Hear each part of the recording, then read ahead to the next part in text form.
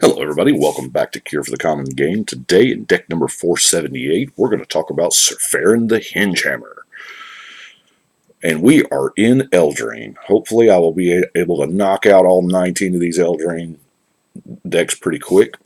And as soon as we get the Brawl stuff, I'll do unboxings on those as well. Now, Syr Faren is a 2-mana 2/2, probably because he rides a bear, even though he's not a bear or doesn't care about bears. But anyway. He's a human knight, but when Syr Faren attacks, another target attacking creature gets +X+X, where X is Syr Faren's power. Now this has the unique ability to, you get double usage out of your giant growth type effects. Because that way, if you giant growth him, then he passes, he becomes a 5/5 and he passes that on to another attacking creature. So, creatures, let's go ahead and start there, because the creatures he passes them on to, there are, we want evasion mainly. So the first thing I thought of was land walk, like forest walk, swamp walk, and island walk. Now, I love the boas, obviously. They are, because they regenerate in 2 mana, they have a land walk ability. The river boa and the mire boa. And I'm even using the Pumbaa, because why not, right? It's Disney, right? But also swamp walk.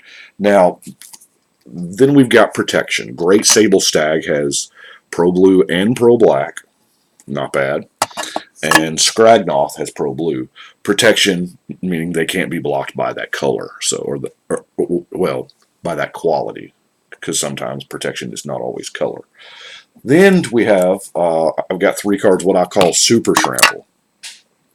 The Super Trample cards are, it doesn't matter if they're blocked, they're still going to do their combat damage. So, the Lone Wolf, the Pride of the Lions, and a very well played Thorn Elemental. What we got? Flying. I'm running a Scrib Sprite, because why not, right? I mean, bare minimum. Oh god, because he's riding a bear. Bare minimum, your commander's going to give +2, even if there's no pumps on him, which we will fix that here as soon as we get through the creatures. So Scrib Sprite, not bad. That moves us into Reach and Death Touch. Death Touch is its own kind of evasion ability, because people don't want to trade a lot. They don't want to trade down. Hence the reason why I've got the Sedge Scorpion in there as well. Now, Cloud Thresher is as much removal as it gets away those pesky fairies, Pegasus, whatever that happen to fly around. We got Trample. Trample's good, right? Now, don't laugh at the Plated Crusher. I know it's like super, 4 cents or something. This is actually a pretty cheap deck. And I'm sure there are way better cards. But these are the ones that spoke to me. But Trample and Hexproof, and then, the Hexproof's a big deal. I really, really like that Hexproof. Lets us pump him with our commander, and then, they can't touch him. The Voracious Hydra, obviously just stupidly large with Trample, and then can't be countered Trample. Do have some other, like the Bellowing Tangleworm. Other green creatures you control have Intimidate, so, everything's got Intimidate, which is really sweet. So if they ain't got artifact creatures or green creatures, then they're not blocking. Wandering Wolf. Creatures with power less than it can't block it. So when this thing gets big, there's not a whole lot that can block it. And then, of course, we have our prized Unicorn, because when you absolutely positively have to bust through with some combat damage, you make everybody go after the Unicorn. Now, I saved this last set because, they're Infect creatures. Why not pump your Infect creatures, right? So we've got the 1-drop of the Glistener Elf. the 2-drop of the Mamba, 3-drop of the Corruptor that also, it doubles as some artifact removal. And then the Putrefax, because there's a good chance that the Putrefax is just 5 mana, eliminate target player with as much pump as we are running. So let's look at our pump now. What do we got here? Permanent and temporary. So we'll do permanent first, I guess. Loxodon Warhammer on our commander is not, it's +3. It brings him up to a 5 power. If we happen to have our Putrefax, that's right there. That's 10 poison. Epic Proportions, +5 and Trample. Oh, and we're so worried about pumping the other creatures. There's the thing of, our commander is doing some heavy damage as well. So there's a commander damage aspect. Running tall as a beanstalk. Now, this one I really like because it gives it reach. That's what I like about it. And for the good friend of mine has always said, why don't all giants have reach? Why don't giants have reach? Because, they're giants. I said, well, my only defense was the flowers just fly higher. Blanchwood armor is nothing to sneeze at. Because here, when you Blanchwood your commander, you're kind of Blanchwooding 2 creatures. So that's really kind of cool. Gigantiform. He's just an 8/8 trampler now. Now, granted, we're never going to kick it because it's commander and we don't have a second copy. But it's 5 mana, and it's just, he's an 8/8 trample now. Hey. Boonsater, +4/+2. The flash is the reason why I like it. Let's see. Now we got temporary stuff. Yes, we've got our overrun and our overcome, mainly to pass out trample to the team. Strength of the Jaru. Now this one I really like because it's X green. I don't know that I've ever put this in another deck. Maybe I just glossed over the wording, but you choose a creature, then choose another creature for each time it was kicked. Whoa. So this is the green version of the Comet Storm. Now, granted, Comet Storm was, a superior card, but this is not bad. I may need to think about dropping this in some +1 counter decks because, it's nice. Bounty of the Might. Now, I love that this is worded in 3 separate sentences.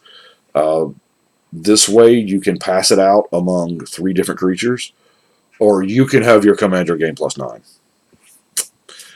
Primal Bellow for each forest you control. We're playing mono green. There ain't a whole lot of... I have 4 non-basic lands. And then Aspect of the Hydra, kind of similar. Your Devotion to green, we got a bunch. Speaking of Devotion, let's look at our mana here. We have our usual suspects. There again, another Moss Diamond because we've got them. They're decent. I think that's the only artifact in the whole deck. Is that right? Huh, maybe. We have Llanowar Elves, Elvish Mystic, Wood Elf, Fertilid, Yavimaya Elder. The Acolyte's really good. Tapping for Devotion Green, Rampant Growth, Sky Shroud Claim, Elvish Piper. I kind of count the Elvish Piper as ramp.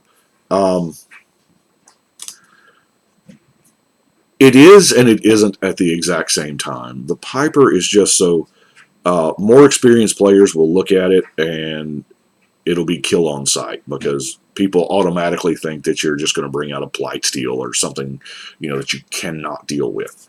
But every now and then she gets to live and do her thing. So, but let's talk. No, this is an artifact. This is the other artifact. Let's talk about the Great Hinge. Now this is a card right here. So it's 9 mana, but it's never going to cost 9. Our commander is 2. So we're going to have our commander out, and our whole shtick here is trying to pump up our commander. So this will, I predict this will frequently be played for 2 or 3 mana. So it taps to add 2 green and you gain 2 life. Huh? Okay. If it stops right there, it's good. But whenever a non-token creature enters the battlefield under your control, put a 1/1 counter on it. Oh, and draw a card. So we're getting mana and life and bigger creatures and card draw. Wow. I mean, I have no words. I would imagine this card is going to make an impact in multiple formats, but I think ours is where it shines. The Great Hinge is, I mean, I will. This is one of those cards I know. I haven't checked pricing on it or anything. I'm sure it's expensive because it's a mythic and it's awesome. But I got one out of my Eldraine. Well, y'all have seen, presumably, if you've watched the unboxings, you've seen everything I've got from Eldraine so far. Well, no, because I didn't go through my pre-release kit. But anyway, hopefully I'll get to go play another pre-release today. And I know this is a week out, so maybe I did, maybe I didn't. I don't know. Let's look at some, or here, our 4 non-basics. Why not? We have 2 cycle lands, mainly in their 4 cycle. The Rogue's Passage, getting that commander damage through. And I want to look, the Gingerbread Cabin. Now, I have a rules question that I honestly don't know, because I mean, yeah, I could look it up on Gather and look at the Oracle text, but I just haven't. Blanchwood Armor counts forest. Does it count forest card names, or does it count forest land types? So that's kind of, I'll need to look that up before I actually play the deck. Which we both know it'll probably not happen. I'll probably do it in the middle of a game and go, oh, I need to look and see, But anyway, it's part of the common cycle of the new land type non-basics. And you get a food token. Yeah, it's not that special, but you know what? It's not nothing either. It's an extra 3 life. And how many times have you lost by X-axis? And if you could have lived that turn, you'd have won. So, Voice of Many, gonna try it out. I got it in the commander deck, and so I haven't played it yet because most of the time Harmonize is definitively better. I know, but this has the Voice of Many has the virtue of I've got a copy, and then Return of the Wild Speaker. Apparently, this is Garrick, but the curse gets lifted off of him. So I thought he was always like hardcore, whatever. But this is both. It's card draw or creature pump. Now it's not creature pump for our commander because he's Human. Let's look at some removal, shall we? Viridian Shaman's going to pop an artifact. As is the Brontodon. Now, Hurricane and Corrosive Gale is kind of our, ways to deal with the flyers along with Plummet. But let's look at exactly what we do, prey upon. Our deck focuses on big creatures anyway, right? So we might as well throw them into the arena for fighting. So we got the prey upon. Bite, I really, really like the Bite because they don't get to hit back. Outmuscle is a new one. It's the standard. You get the 1/1. You get the 1/1 counter, and then it fights. But if you spent 3 green, which, that's the only colors we got, your creature gains indestructible. So that's nice. But how have I missed combo attack all this time? For 1 more mana over the Bite, 2 of your creatures bite something. You tag team. I mean, it's and that's really good because they don't get to hit back. Then, of course, we got the Return to Nature. Glad to see another printing of it. Um, it is definitively better than Naturalize now. There are decks I'm still using Naturalize in because some decks just want as many of that effect as they can get. But, man, having Naturalize plus exile a card from a yard, nice. Of course, we got to Recollect to get something back. Howl of the Night Pack is, you know, I mean, we're playing mono green in all those forests, so why not? Primal Order.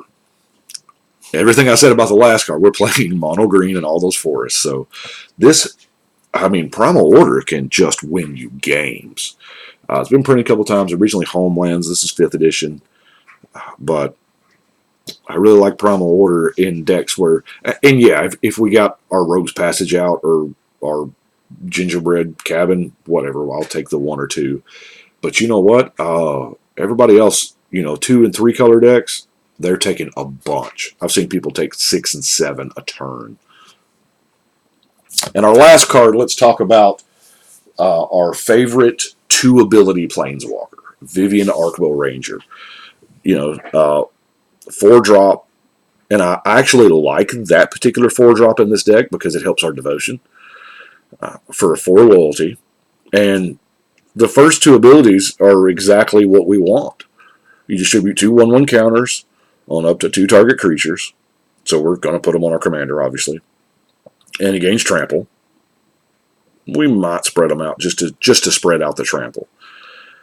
And then the -3, target creature you control bites something. Now that last ability does not exist to me.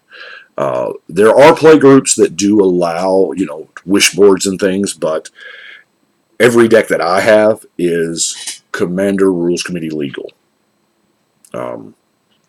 That's why, I mean, my play group, the silver bordered card Earl of Squirrel is legal, but I don't play with it because I want all of mine to be RC legal because I'm showing y'all, or else, you know, I'd be playing with gold border, my gold border Gas Cradle and whatnot, but, you know, I want them all to be 100% legal. There's a reason for that. Me, it's personal preference, and then there's something else that I've been working on that's, yeah, it's going to need them to be legal. But some play groups, hey, if y'all do wish boards, then Vivien gets even better. Or, as far as how I've always played casually, is any of those cards that say from outside the game, we take it as literal any card outside the game. I remember years ago, the very first card that did this was Ring of Maroof, which was, what, 5 to cast and 5 to use, and it took the place of your draw. Yeah. I used Ring of Maroof years ago, and in the middle of a game, ran up to the counter because I was at the LGS and bought a Wrath of God and come back and then cast my Wrath of God. But anyway, fun times. It was a long time ago when, you know, stuff like the FNM did not exist yet. But that is what we have got for 478. Now, I may actually take this one today because sometimes, even though I'm going to play pre-release, there are times when, you know, you get there early or late or whatever, and everybody wants some Commander games. So I may actually take this one because, you know, if not, it'd be like I'm showing up without a Commander deck. I've done it. It's happened. Y'all know because that deck right there is not in sleeves because of it. 478's done. Which we are real close. I'm trying to get. My goal is, I've got a couple. I want to try to do video content. Try to crank decks out. Opening, whatever. Every day for the month of October. Studies show that humans make or break a habit in 21 days. So if I can keep it up for the entire 31-day streak of October 30, 31, yeah, 31 because Halloween's 31st. But Maybe I need to do a Halloween deck that day. I don't know. We'll see how it goes. But I think that's going to encompass 10, 20. That'll encompass deck number 500. Yeah, I believe. Anyway, trying to think of something special to do for deck number 500. But also that helps me get back. You know, if I set the goal small at just the month of October, maybe because y'all know earlier in the year I did 100 days of Magic, which was kind of hard. That particular 100-day block, a lot of stuff happened. But I don't know. I'm trying to get caught up because I did not get done with C19 before Eldraine dropped. C19 had 16 commanders. Eldraine's got 19. And as of yet, I don't have them all. I think I'm missing 3, I believe. But now we are, barring some new weird spur-of-the-moment release, which they've been known to do, especially in November, December, we're in a lull until, what, late January, early February, until the next set drops. So now I can actually want to get these done and start making headway. There are a couple decks over there that I have two of the Eldraine decks so far that I'm like, I've spread out and I've got as much, and I'm like, I need cards that I don't have. So I'm either going to have to either A, get those cards, or B, rethink my strategy with that deck. I don't know, but I've got 2 of them. I've got this one and one more. So anyway, I'm rambling. I appreciate y'all watching. Thank you so much for watching, liking, subscribing. And hey, if you like what you see, subscribe. It's right down there, and it really helps out. Commenting, liking, all that stuff. It helps the channel, and I appreciate it. But right now, I think we're going to shuffle and cut.